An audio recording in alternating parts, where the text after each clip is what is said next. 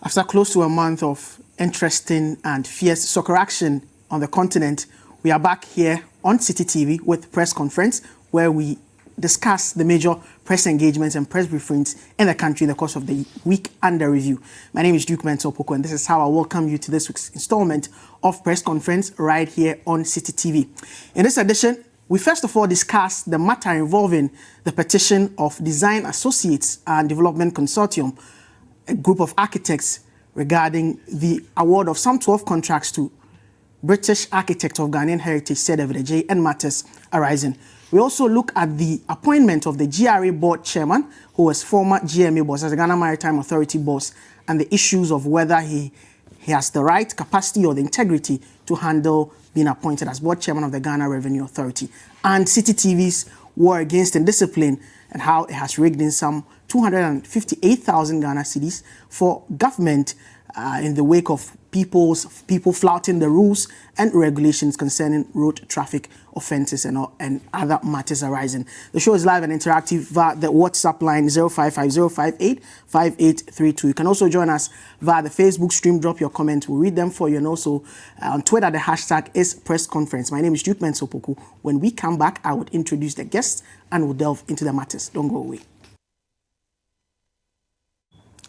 You're welcome back to press conference right here on Citi TV. Joining me to the discussions on the program, to my immediate left is William Evans-Nkum. He is a broadcast journalist. You're welcome, Evans. Thank you very much, Duke. Next to Evans is the head of features and articles here at Citi FM and Citi TV, Selorm Adonoo. You're welcome, sir. Thank you, Duke. And to my far left is Franklin Badu. He's also a journalist and he's quite features regularly on the program. You're welcome, Franklin. Thank you, Duke. Yes, so we'll begin with the matter involving Sir David Adjaye, that's Adjaye and Associates, and the award of some contracts to his firm in the country, which Adjaye Associates and Development Consortium, an architectural firm based in the country, has actually petitioned the president regarding that matter. So if we can quickly look at the excerpts of that petition, where it's addressed to His Excellency the President, and that's the award of development projects in Ghana, including the National Cathedral, the new Parliamentary Chamber, which has been, they say they have suspended it from their present agenda, the GMPC Accra Head Office, Trade Fair Center redesign, Bank of Ghana, Airport City, and all of that. But also, in the course of the week under review, the Minister for Procurement, that's Minister of State in charge of procurement, addressed the press in Parliament regarding this controversy. We can take excess of that now. I believe that the points or the petition that is being raised by a group of architects in Ghana and the petitioning to the president, I think is a step in the right direction. Being architects and being in the procurement process and being Ghanaians for that matter, they ought to be on the lookout for some of these things to alert the government. And my brother, that is one of the reasons why for us, we believe that procurement should be given the necessary attention. Many think that my office is a ministry. It is not a ministry. It is an office under the office of the president to advise the president on policy. Public Procurement Authority and the Central Tender Review Committee, which are procurement agencies, are placed under the Ministry of Finance. I think that moving forward, once we have a Minister for Procurement, I might not be there forever, and I don't hope to be there forever, but let's create the proper institutions and structures to be able to monitor, to be able to supervise the activities of the procurement agencies. So now, once the petition has come, I'm sure His Excellency the President will engage my office, my good self, on those matters. We would engage the Association of Architects. We will interrogate, we would investigate those allegations and make proper recommendations. As it stands now, my ambit or my mandate rests with advisory and policy. So I will advise the President accordingly. So that was Minister of State in charge of procurement, Adjaye Safo. They're explaining what she thinks government can do about this petition that has been forwarded to the president. Okay, so I'll begin with you, Franklin, on this issue. As you lawyers, or as far as lawyers say, on the face of the the statement or the petition that you have seen, isn't there legitimate concern from Design Associates and Development at acting as local architects and raising issues about how some of these contracts are awarded? So earlier when I read their press statement or their petition to the president, and they appear to have won my sympathies because it appeared that, or they directly accused said David Adjaye of infringing on some of our procurement laws, as well as laws bordering on partisan of the profession of architecture in Ghana. You know, when you're a medical doctor and you have been called to practice medicine in China or any other country around the world, when you come to Ghana, the Ghana Medical and Dental Council has to organize an exam for you to write, pass, and all that. It happens, I mean, across board, pharmacists, most of the professions, even law. If you've got another by another country and you come here, you need to go through an internal system before you absorb in our system. Do the post-call. Exactly. So there appears to be a similar structure or legal regime for actors as well. One, the accusation against said David Adjaye was that they had unduly won certain contracts in the petition. I'm just trying to summarize them. Number two, that he was not a registered architect in Ghana to practice architecture. So he was not even eligible legally to have won any contract. You understand? And number three, the fact according to them, that he had won a lot of contracts, according to them, some local architects may have won the contract, or for them there should have been some sharing of the pie in some sort. Then there's a graphic, detailed report of David Adjaye refuting the allegations, also saying that, look, he has the proper registration. In fact, if you read the graphic story, there's a particular paragraph that says that they independently verified the document said David Adjaye was referring to. But that's a temporary, but a temporary license. Looking at the concerns that are raising. What we need to do is to verify claims made by all parties. Yes. At least there's a media house that says that, look, I have independently verified the documents that said David Adjaye refers to, and directly it contradicts exactly what the local architects may have sent to the president. Okay. Duke, I sense that this is a matter of a local cabal of architects who just do not like the idea that they are facing stiff competition. I have said, and I've always said this, and I still insist, that for me, our local architects in Ghana have not put up any building worth its beauty in Ghana here. I've said it, and I'll continue to say it. Apart from the EcoBank head office that was built in Accra, that I'm being told that was a collaboration between South African architects and consultants and local architects. There is no single building in Ghana that anybody can point to and tell me that this building is so iconic, is so much of value that this local architect said is behind this particular infrastructure. I've never seen one. I've heard them The argue. only building I see in Accra are the usual. Let me start that and come back. That they told you on TFM that between Range and About and Adjaye, all the buildings they are responsible or something like that. I'm saying that in Ghana, most of the buildings you see in town are square-like and rectangular-like. Tell me I'm lying. Most of the buildings you see in Ghana designed by local architects do not have any special feature, iconic look. It's the same square-like building, rectangular building. The same range and about to Adjaye they refer to. Tell me any building you see iconic there. Square rectangle, Resident Bank, square rectangle, MTN, rectangular in shape. Which building have you seen in Ghana which is so iconic? Nicely built by architects in Ghana, tell me. And I'm telling you that David Adjaye's drawings and pieces are marvelous and iconic. And I feel after reading the independent piece from Graphic that is sheer jealousy and envy. Other than that, I don't see why you issue a petition to a president, according to what Graphic is saying and independently verifying, it's full of flaws and errors and lies, complete lies. The tribute thing is not true. The Chinese Parliamentary is not true. He says that the embassy in extension in Washington is not true. Other things that he was accused, or projects was accused of being awarded, it's not true. What about the argument of equity and fairness? But the point is that in the first place, your petition... In such case, and in the petition, there was also there was a part where a contract was supposed to be awarded to one of them, and later they were given certain reasons pointing to the fact that they cannot be given that contract again. So on the level of fairness and equity, that's the question I'm asking. There's a Ghanaian orientation that when there are contracts, we should sit down and apportion it to take some chebi. There's this Ghanaian mentality. So whether we are qualified or not, let's share. My point is, if there's one contractor, one professional who is highly skilled and qualified to win all awards, why can't we give that local contractor? Where from that sense of entitlement that at all costs, whether we are qualified or not, give us a piece of it. And I'm saying that they should look. I'm daring them respectfully. Since Friday, I've been doing it, and the excuse they gave to a place I went to was that they design based on a client's budget and land size. Duke, you can't tell me that in this country, because of land size and client budget, there's no beautiful building to point to.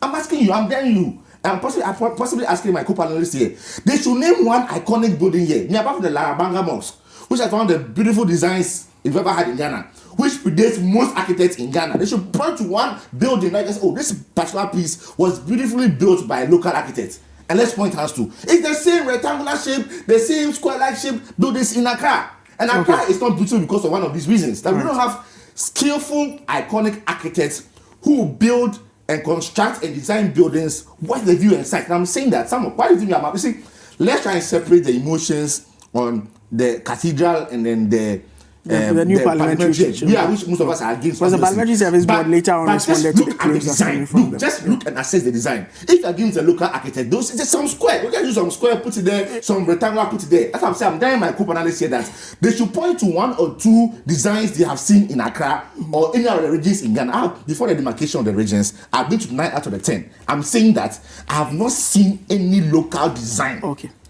Worth it in Ghana from a local architect, workplace in Ghana. And I'm telling them to that. Apart from the EcoBank headquarters that I'm being told that it was a collaboration between a South African partner and a local partner. Which building? Show me. So essentially you are doubting the capacity of the Ghanaian architect to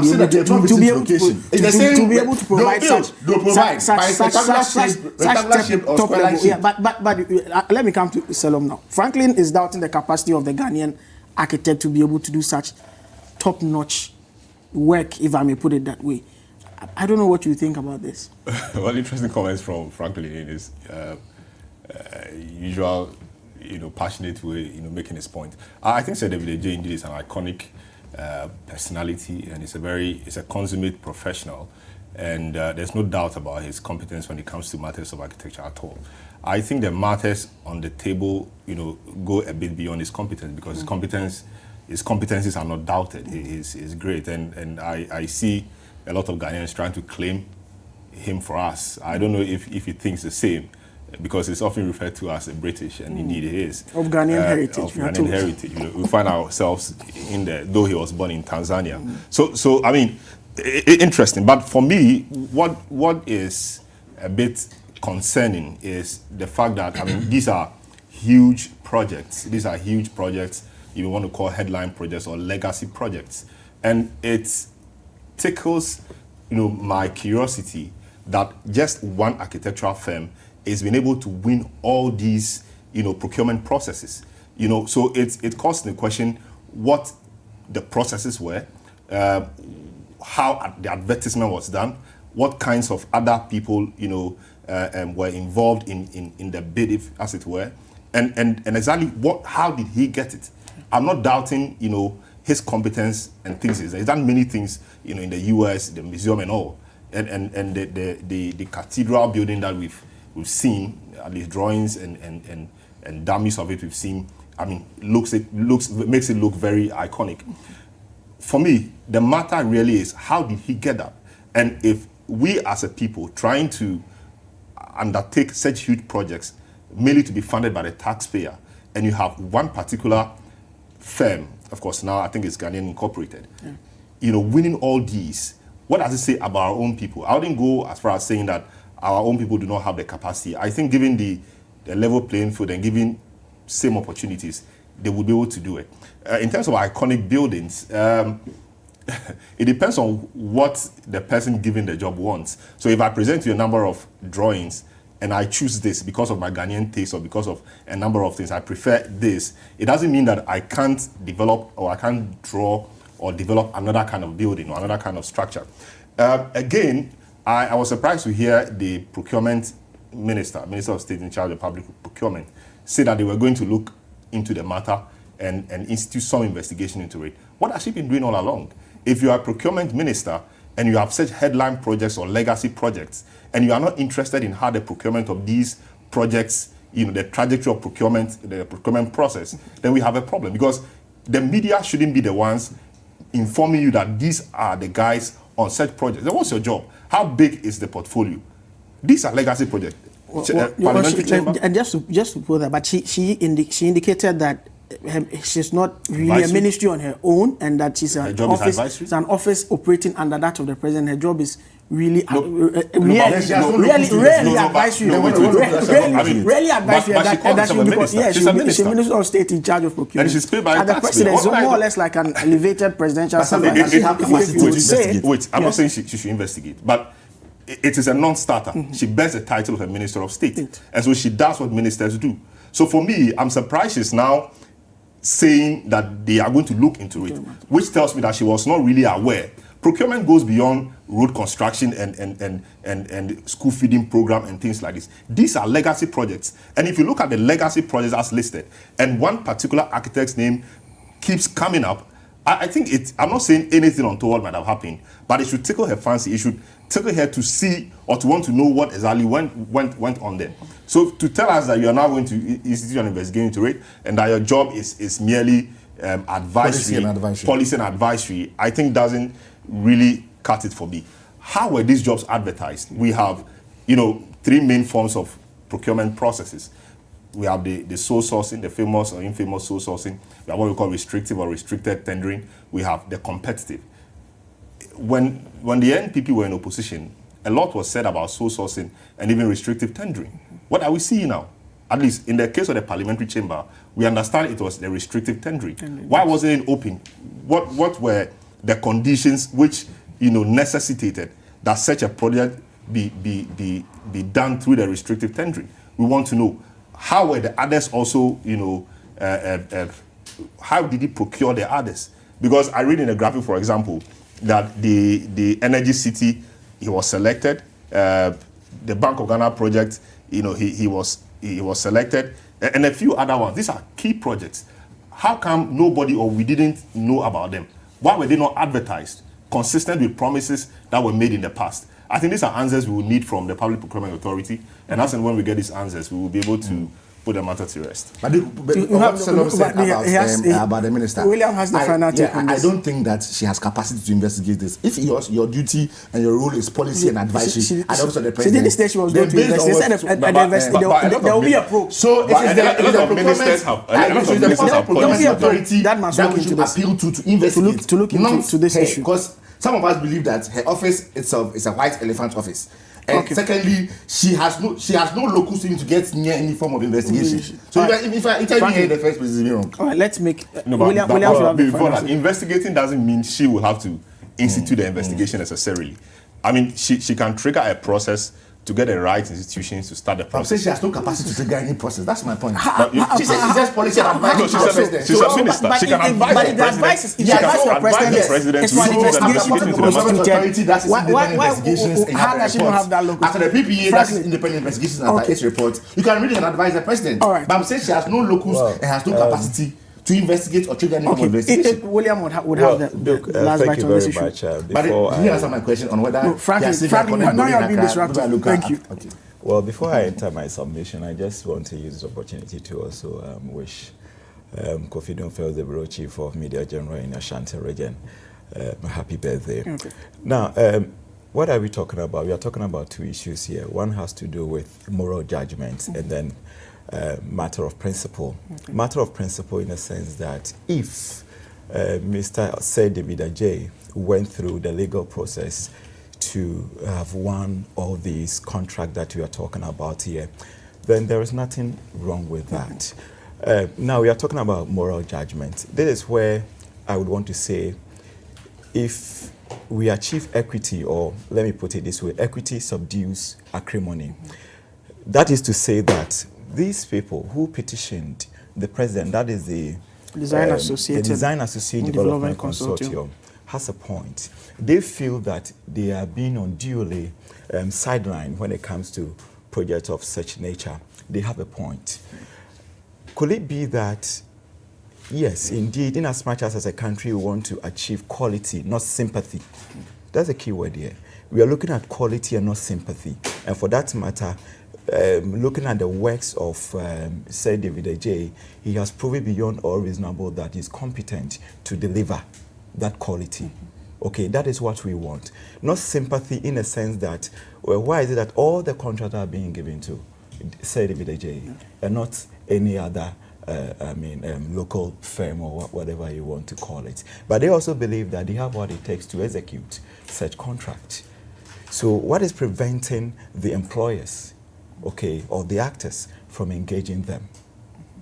If they have all that it takes to execute similar thing, then I think they have a point there. It shouldn't be tilted to one side. If it is tilted to one side, as they say in a competence, edidija eni munanenam. The argument is right. That they would want fairness and fantastic. So fairness and equity. If putting all these people on a scale, okay, David Adjaye has proven beyond all reasonable doubt that he has what it takes to deliver quality, then there is no problem. But let's talk about the moral judgment. I think if I were to be David Adjaye, considering the fact that... the name is Adjaye. Adjaye, sorry, okay, fine.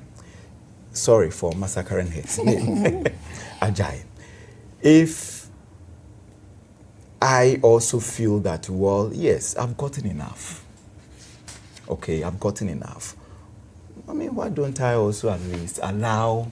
Charlie, this is business. You said not sympathy. No. Yes, I said not sympathy. No, yeah, but it's sympathy. No. You see, I also made mention that equity subdues acrimony.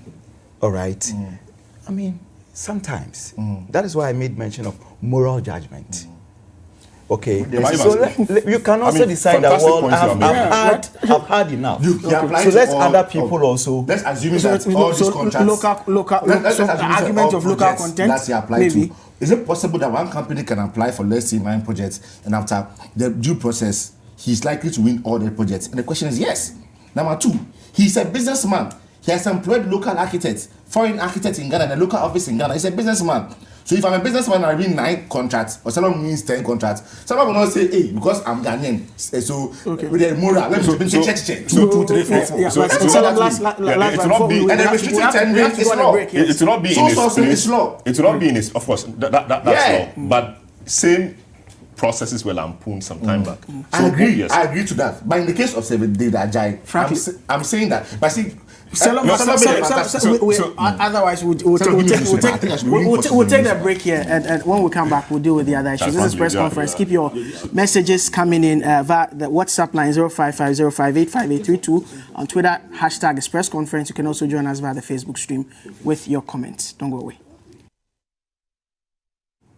Welcome back. This is press conference right here on Citi TV. Before we went on that break, we were discussing the matter of the award of some contracts to Sir David Adjaye's firm, Adjaye and Associates, and the protest of a petition to the president from Design Associates and Development Consortium. This is a development story. Of course, the government, through the Minister for Procurement, has made us aware that there will be some investigations instituted into that. We await the steps that will be taken to resolve this issue. But for now, though, we'll move to our second issue for discussion, which has got to do with the appointment of Mr. Kwame Owusu, former Director General of the Ghana Maritime Authority, whose tenure there ended in some form of controversy. And last week, we learnt of his appointment as the chairman of the Ghana Revenue Authority Board. So the first to raise the red flag was the Ghana Integrity Initiative with this statement, which we will show you excerpts of, where they indicated that the GII is calling on the president to revoke the appointment of Mr. Kwame Owusu following the intense public outcry in the pending investigations into allegation of abuse of office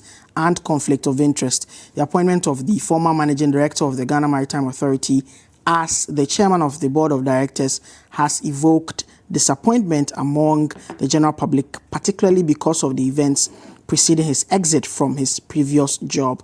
The raging debate is focused on the integrity of Mr. Owusu and its implication to the public perception of the new institution he has been appointed to. Well, on Friday, the Ghana Maritime Authority staff held a press conference to sort of, in their view, set the matters straight. Let's take a look at what are some of the things they said at that press briefing.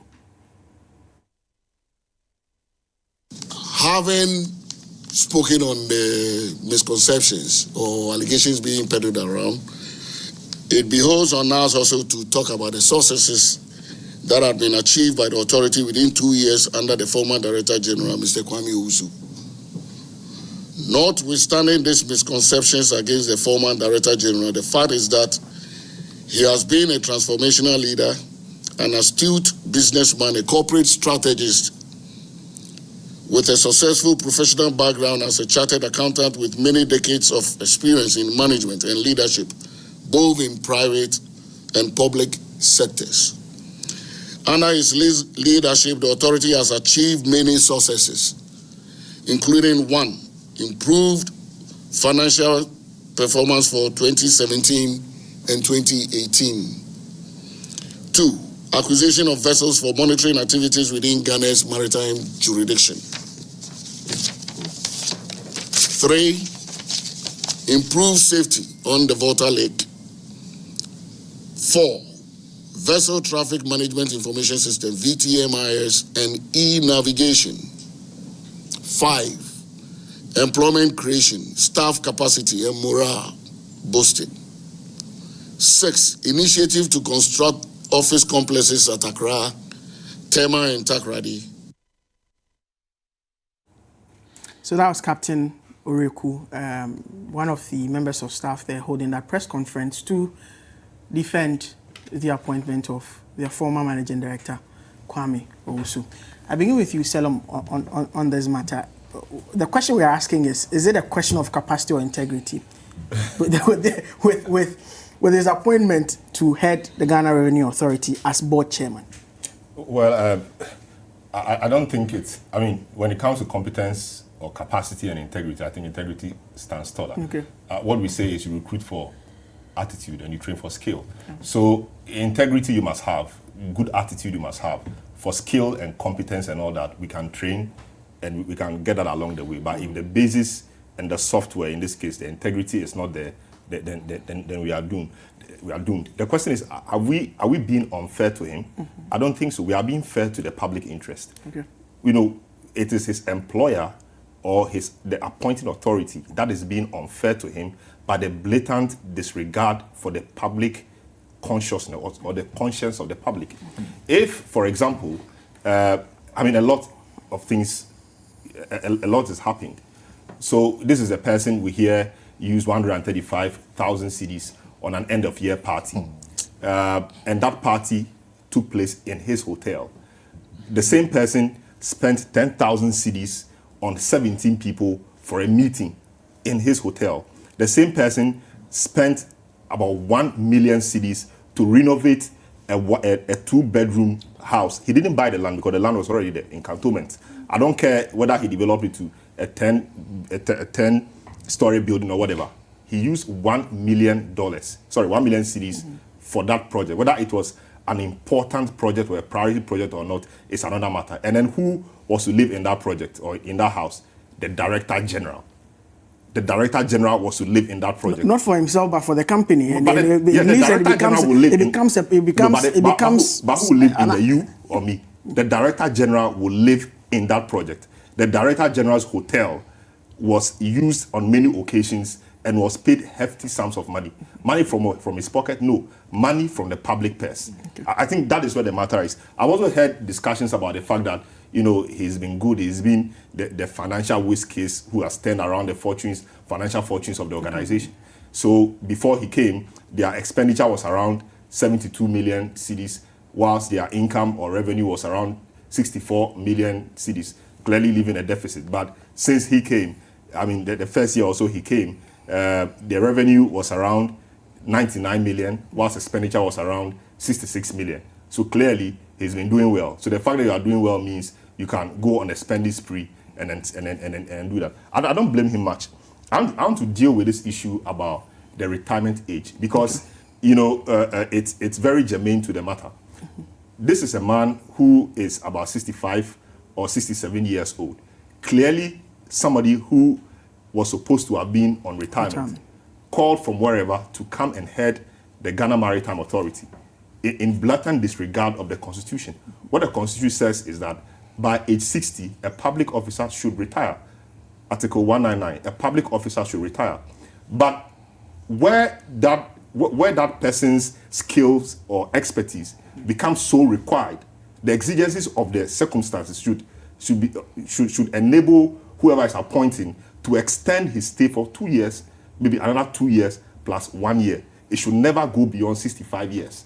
What do we have? We have somebody who was even not in the public service in any way, coming to get such a job on contract basis and doing all these things we are doing. Of course, I'm also conversant with portions of the Civil Service Act, which repeats this, but also makes other considerations that the president can appoint, etc. But the Public Service Act and the Constitution, which is the basic law of the land, has a way around it. But about 8 public officers, Sir John, former NHI boss, the man at GIHOC, Kofi Ghana, a lot of people, the Controller and Accountant General, all these people are way into their 60s. Is it that we cannot find young, competent people to handle these positions? When you don't have, when you have people who don't have anything to lose, nothing to fight for, this is what you get. Because there's also the question of experience as well. If that does not come, experienced person, the person has an understanding of the field that is being put there. Is it the most experienced person in this arena? I don't think so. Okay. If there are, but he's left, and there's somebody there. Are you saying that the person there is incompetent? If we wanted to find people to man that position, we would. I think it's purely political patronage. Let me deal with the issue of conflict of interest. The Constitution has pronounced on conflict of interest. Article 284 says a public officer shall not put himself in a position where his personal interest conflicts or is likely to conflict with the performance of the functions of his office. Making your personal interest conflict with the public interest is what we call conflict of interest. Okay. It is a public matter. It is not a personal or a private matter. It is very key because you are working with the public money, not your personal money. But conflict of interest has also been repeated in the Companies Act. Conflict of interest is being forbidden in the Companies Act, for example. But the Companies Act also goes ahead to provide ways of curing the conflict. So how do you cure it? I think Article Section 207 gives us how we can cure it. One, there should be full disclosure. He is a member of the board because he was a Director General. The Director General becomes the executive member of the board because he is the boss of the place. So being a director of the board, if you are interested in any contract or anything coming up, there are ways to deal with it to cure the conflict. You make full disclosure. Full disclosure. You ensure that you don't take part in the deliberation leading to the award of the contract. And then you also ensure that your terms are not as onerous or more onerous or less favorable to the organization than what the others would have given. Okay. But what did we see in this case? Give me a few minutes to deal with this matter. What did we see in this case? Using your hotel to organize an end-of-year party, costing the taxpayer or the Ghanaian purse, public purse, 135,000 cedis. What were the processes? The board was involved, so nobody should tell me the board did not know about it. The 1 million Ghana cedis used to renovate the bungalow. The bungalow. The board should be aware of it, so nobody should tell me the board shouldn't. The board doesn't know. And you should also remember that this is at the board level. Let's look at the minister's pledge to investigate. So when the matter happened, like it is the case in Ghana, whenever something happens, people say we will investigate, or like Adjaye just said, we'll investigate. And because they've told us we have short memories, we'll investigate. They throw something else at us and they will run towards that direction and they forget. Unfortunately for them, in this case, we forgot. But the man's name popped up again, resurrecting the old matter. I dare say there was no investigation into this matter. Initially, we heard the board was going to investigate. Which board? The board which was complicit in the matter?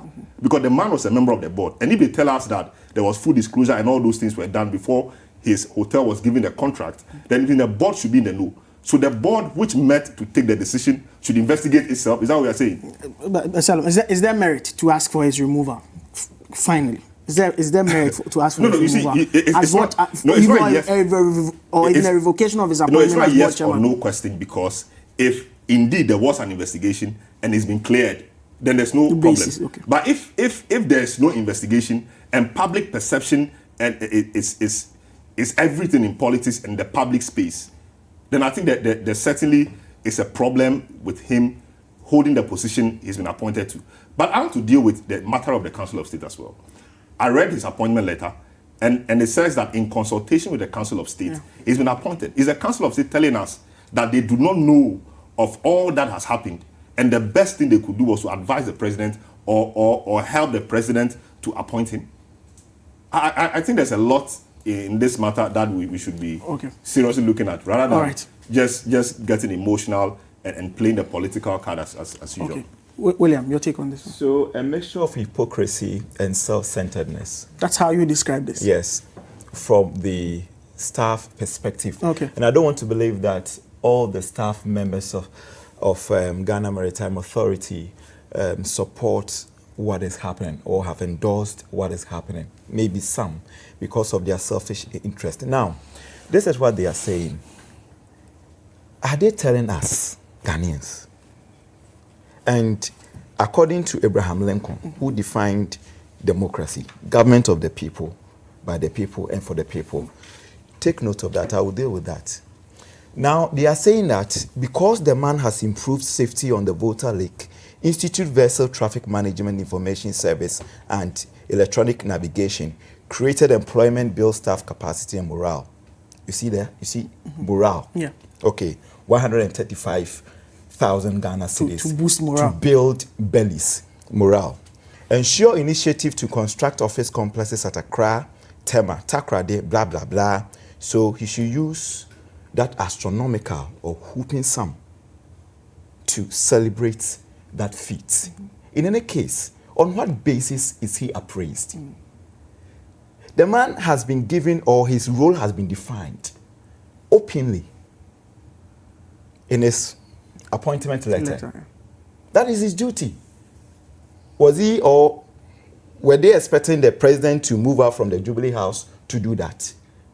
That is his role. So he deserves no commendation for resurrecting a place that many felt was dead. I mean, that's the question I'm asking. Yeah, of course. Couldn't they have done that in another way? Were they not expecting him to do that? Yes, than raising 135,000. Okay, fine.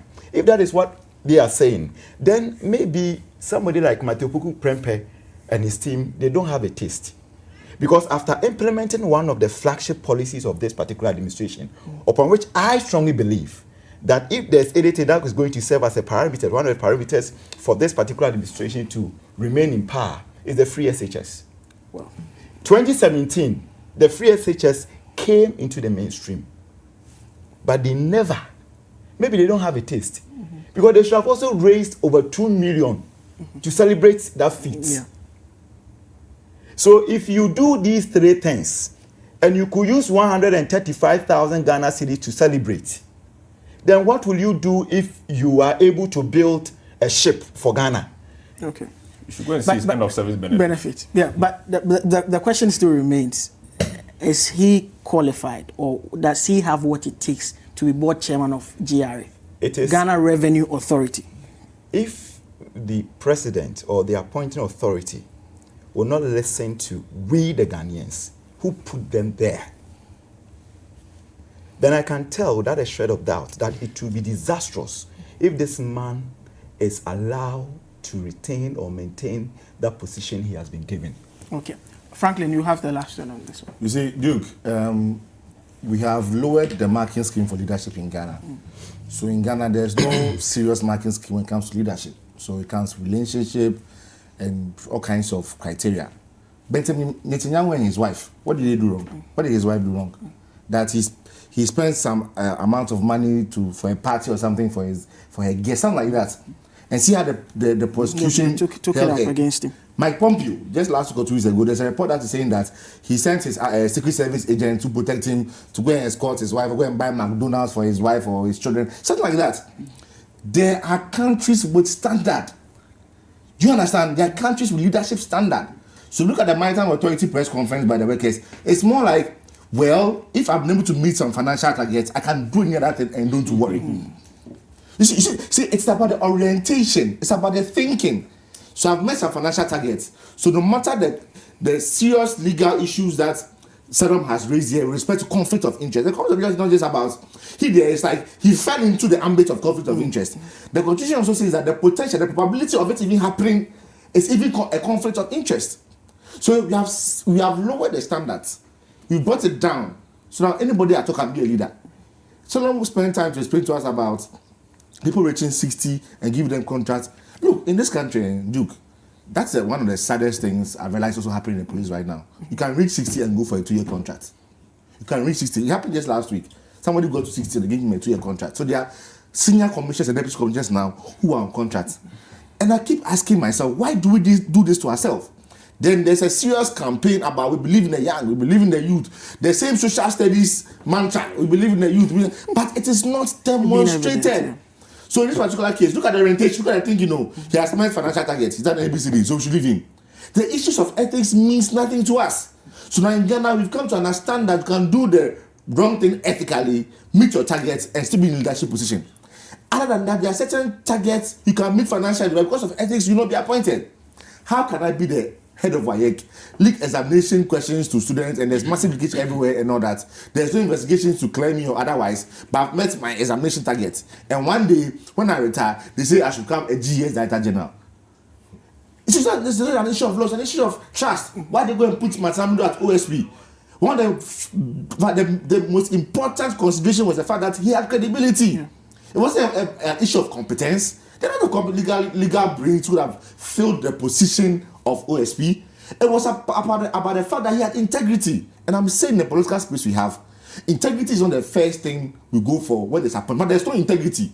The first thing is about who can listen to me, who can I control. Before, integrity is not an issue. That's why today, per the public perception, we've placed politicians in one basket. So definitely, out of the 275 MPs, you'll find one or two of them who do not have integrity issues. They are very hardworking, they are solid. Unfortunately, one person like W. Boafo, one of the most solid dedicated we've had in our parliament, W. Boafo.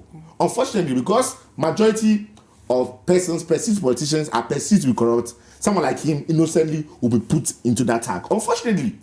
So look, we are here. We are no more in parliament. I'm saying then. So we are no longer we are where we are now because the marking scheme has been cheapened. It's so low. Issue of ethics is not there. Issue of integrity is not there. So once I know that you are the Mensah Opoku during the campaign, help me financially, I'll put the country can I don't know about that. By September, we'll forget, and by September, don't be a news for us discussing. We'll be discussing to see how we maybe as something. By this week ending, we'll be speaking about the finance ministers. Media review, looking at there's a problem with the system we have now. I've always insisted that, look, the kind of challenges we face in leadership now, it's not a matter of press conference. We need a serious insurrection in this country to put people on their feet. Okay. Other than that, the same things we see will continue. And it will manifest in a certain way. It will manifest a certain way that will even kill us the more. And look, at the basic level is the orientation. So there was an orientation that appeared to have said that chamber. That orientation will not give birth to chamber again. Give us another thing somewhere in the economy that you and I may not see. Yes. So they talk about chamber. Just 2 minutes. They talk about chamber. This drop that chamber movement was growing. And I think Parliament and maybe the executive were very smart in indeed dropping the chamber idea or suspending it. Nobody knows how that was going to be because now we know how Occupy Ghana came to be. Occupy Ghana tried to occupy the Flagstaff House around the area. These guys were going to try to occupy that place, and they were trying to recruit what they call a 2 million man march. They may not have made 2 million, but they may have made 10,000 or even 15,000. Imagine 15,000 people angry at Parliament, marching towards Parliament, refusing to leave until something happens. And we're in a very volatile political environment. We've seen it happening in Liberia. We've seen it happening in Sudan, Hong Kong, and other places. So I think it was smart for them to have suspended that. But let me end with, I've been reading the president's inaugural speech, in recent days, just to remind myself of a few things. Listen to this and put it in the context of the discussion. We must restore integrity in public life. You mentioned integrity. State coffers are not spoils for the party that wins an election, but resources for the country's social and economic development. I shall protect the public purse by insisting on value for money in all public transactions. Okay. In all public transactions. Public service is just that, service, and not an avenue for making money. Money is to be made in the private sector, not the public. Measures will be put in place to ensure this. Where are the measures? President Adonoo. These are not my words. These are not my words. Let's pay some attention to our viewers. Some messages that have actually come in. This one from Chris in Tamale says the issue involving Sir David from the architects is just sheer jealousy. His designs are just iconic. Why won't he win all the contracts? The local architects only develop code at Accra. I mean, that's what you think. The new GRA boss appointment is totally a rebranding of financial waste, and it's highly unfortunate, Mr. President. That's from Stephen in Kintampo. And this one says, good evening, Duke. I'm a young Democrat from Zuarungu. The Ghana Maritime Authority is telling Ghanaians that Kwame Owusu has ever done something good. Well, I would get this one from GIJ. Yakubu Ibn Chambers from GIJ says, competence, capacity, and integrity as against the interests of the profile of a nation. What manner of conflict puts me wondering whether the good people of this country have a stake in the governance of this country? These are some of your messages that have come in so far. We'll be back after this break.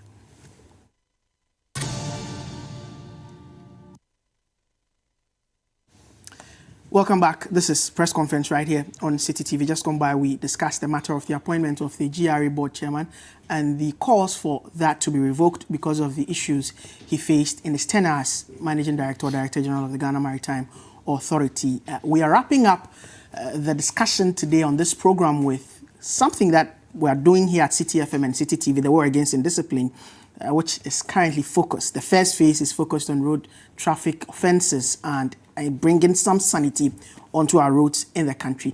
So the police this week actually endorsed the campaign and are actually setting up an enforcement unit to help with maintaining discipline on our roads. And the statement from the police reads in part, the police headquarters has set up traffic enforcement unit to collaborate with Citi TV in checking road traffic violations and other acts of indiscipline on the road. The special exercise, which started on 17 June, has so far covered specific roads noted for reckless driving within and outside Accra. The collaborative exercise has so far led to the arrest of 499 drivers for various traffic offences. And as of Tuesday, 16 July, court fines of more than 258,000 was realized during the exercise. As a statement signed by ASP Commissioner of, that's David Eklu, Assistant Commissioner of Police, Director General, Public Affairs. I begin with you, Selorm. This is an in-house campaign which we've begun a month now, and we've seen some results. Yes, I mean, this is what we call what I call the private-public partnership to deal with a problem that the public, a public agency should have dealt with on its own. Yeah. The police are doing well. I think they are redeeming their image in a way. But kudos to Citi TV and the Citi FM team. Very important campaign. I've looked at this campaign since it started, and three things, have come up to me. One, the utter disrespect the public has for the police. Yeah. Number two, the way we've normalized indiscipline in this country. That when it is pointed out to you that what you are doing is wrong, you are shocked. So people overtaking on the right, you tell them that what you're doing is wrong, so I've arrested you, and they are shocked. They say, oh no, I was just overtaking this man. Is overtaking wrong? And they are shocked and they are ready to argue. Number three is that, and it's in the police statement, I think 0.5 or so, it is the big people who break the law. The so-called middle class people who are supposed to be the bridge between the poor and the super rich. They are the people we need in Ghana to move the economy and the country forward. And there are those who complain. There are those who've had certain privileges. And there are those who know better and so should behave better. But they rather are the people in the majority breaking the rules. Why? Because when you arrest them, either they will call a big person somewhere to call you to drop the charges. I've seen some government officials and even members of parliament who have been caught in the web. Yes, or they are quite wealthy. So if the police arrests them, takes them to court, the court fines them between 600 and 1,000 cedis, they pay and they get off the hook. The poor man doesn't have it. So that's how it goes. The bigger point for me is the danger in normalizing indiscipline. I was on the Adenta Dodowa Road this week. Earlier this week, the white team was there. And there's some traffic between, around the Ashie area. Very terrible traffic. And you could stand still for a while. So the following day, it was better. The third day, the traffic came back. But people were not overtaking, and joining from the shoulders as the case was. So there was one trotro driver and some two other guys. And I was so furious in the morning because I was so furious. They were running all over the place and blocking everybody. So we drove to a point and we saw some police people there and they stopped them. You should see my relief. And I stopped and told the policemen that this is what these guys have been doing. You should arrest them. The people in the car who were supposed to know better because they were enjoying, the thievery of the driver in getting ahead of the queue, turned on me. But I didn't care. I just made my point and I left. Okay. We see a lot of these things. And what is also important to note is that indiscipline can be a gold mine. So you see how much money the state has raised from indiscipline. If the police will continue in that light, I think this country will be better. One thing I will recommend quickly. For want of time. One thing I will recommend quickly is that I think the state should find a way of giving some percentage of monies police will make from incidents like this into their so-called police fund. I don't know if the fund is being formed or is being established or created. That fund possibly should be created, and monies like this which go into the consolidated fund, I'm not saying it shouldn't go there, but a percentage of that should be given to the police for some of their internal things. I'm sure if that is done, it will help them not depend too much on central government, so that when central government doesn't release money, they are in trouble. So, by all standards, why it's a good campaign. And I'm happy that it's been scaled up. I'm happy the police guys are sitting up, and I'm happy they are extending it to other places. All right. Franklin, the suggestion about the police, you have... My challenge has always been that a human being is likely to be indisciplined all the time. There's a reason why a Ghanaian will go to the US or London or Amsterdam and behave in a particular way and come to Accra and misbehave. Because of the word impunity. Yeah. So we'll do it and nothing will be done about it. And I've always insisted that one of the most important departments in the Ghana Police Service is the MTTD department. Since DCOP Awuni died, we've never had any serious departmental head of MTTD. Because trust me, for me, if I was a police officer, senior police officer, one of the jobs I'll go for is MTTD commander. You know why? That's where you make your name. What Citi FM is doing now, imagine I was an MTTD commander and I was catching people across the country, lawyers, doctors, judges, soldiers. But you see, when they come, they think that it's they've been punished. They've been put as punishment, so nothing happens there. Yeah. So I'm happy that the police is collaborating with Citi FM to do this. But the question is sustainability. Okay. And the reason why people misbehave on the streets is because of the fact that when they do it, nothing will be done to them. Right. So I'm commending the police, ACP Eklu and the others for collaborating with Citi, and commending Samens and the others for generating this idea. But I'm saying that the MTTD can make it sustainable if they want it to be sustainable. Okay. You have the last one. Well, okay. So, Duke, I think I will commend Citi FM for coming out with this initiative.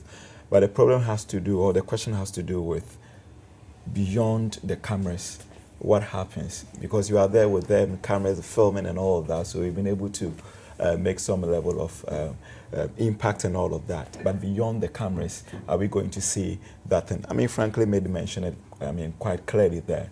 Sustainability is what we need, irrespective of who you are. The law is no respect of a person, all right? So I think somebody or whoever that person is infringe upon the law, I think the right thing has to be done. Okay, so that's the Citi TV campaign, War Against Indiscipline, and that's how we would end this week's edition of Press Conference right here on Citi TV. Some of your comments, I wish we had time to read everything right here on the program. But I was joined throughout the program by William Evans-Nkum, broadcast journalist. Selorm Adonoo is head of features and articles here at Citi FM and Citi TV. And Franklin Badu is a journalist and a regular panelist on this program. My name is Mensah Opoku. Keep watching Citi TV. We'll be back same time next week on this channel.